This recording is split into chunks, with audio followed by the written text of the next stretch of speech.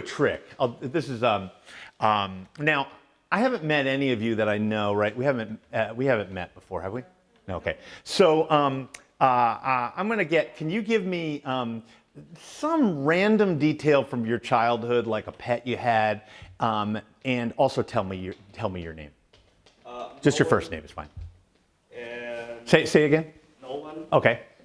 And I had a dog. You had a dog? Yeah. Okay, what was the dog's name? Joy. Joy? Yes.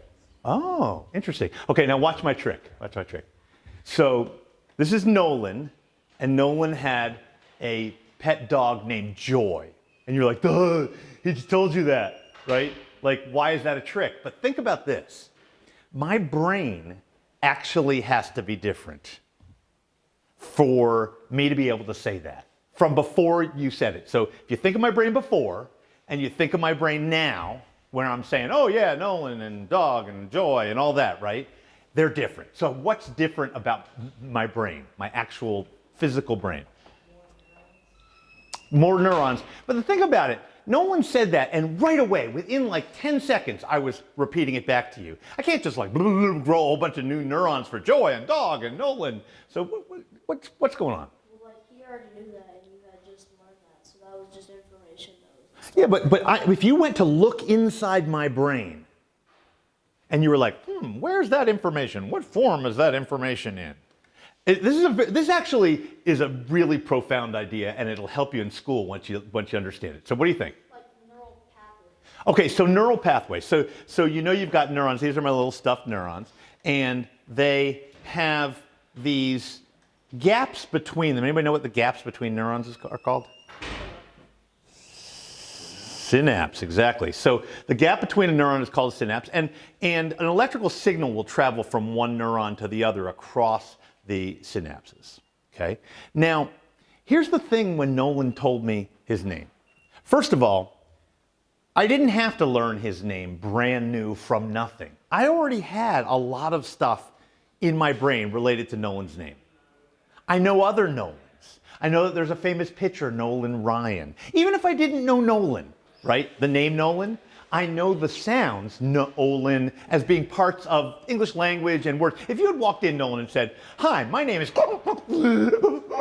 I'd have no way of remembering that, right?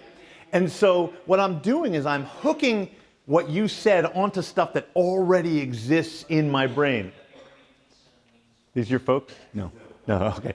So I'm hooking on stuff that you say to stuff that already exists. Now there's other stuff that like right now, I know other things about you already, like blue shirt, right? Long sleeves, curly hair. I know dog, I know the word joy, right?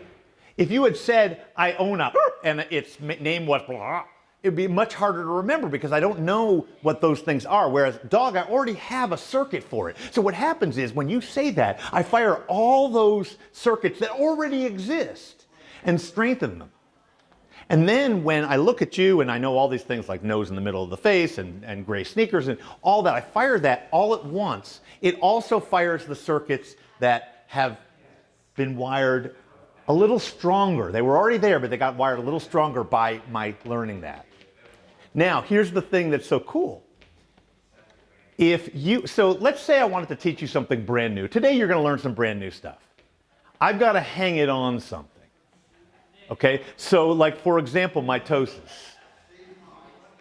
Okay? I hung it on something you already know, what a toe is.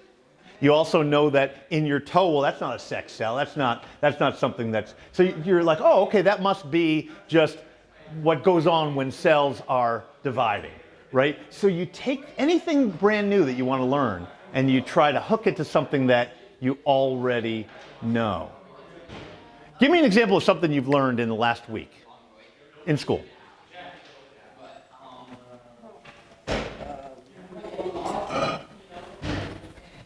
What's something you learned? I learned about meiosis. Okay, so what did you learn about meiosis specifically? I learned it was asexual and like how the different types of mitosis tie into meiosis, like interphase, prophase. Okay, so how did you remember say interphase? How did you remember what interphase was? Well, I teacher told us, like abbreviation. Oh, so you hung it to a little word that you learned, okay? What else about interphase? Is it like starts the production? Okay, what else about the word interface? Yeah. So like getting ready to enter. Getting ready to enter, right? So you see how by doing this, because like when you go to take, say, the ACT, or you go to take an exam in college, right? You basically learn how to cheat with your own mind. You have to just go find the stuff that you've already stashed away, but you've stashed it away in a particular story. So learning how your brain learns a new story, right? So when you said Joy was the dog's name, right? I actually pictured the dog being really joyful. Like I pictured that story happening.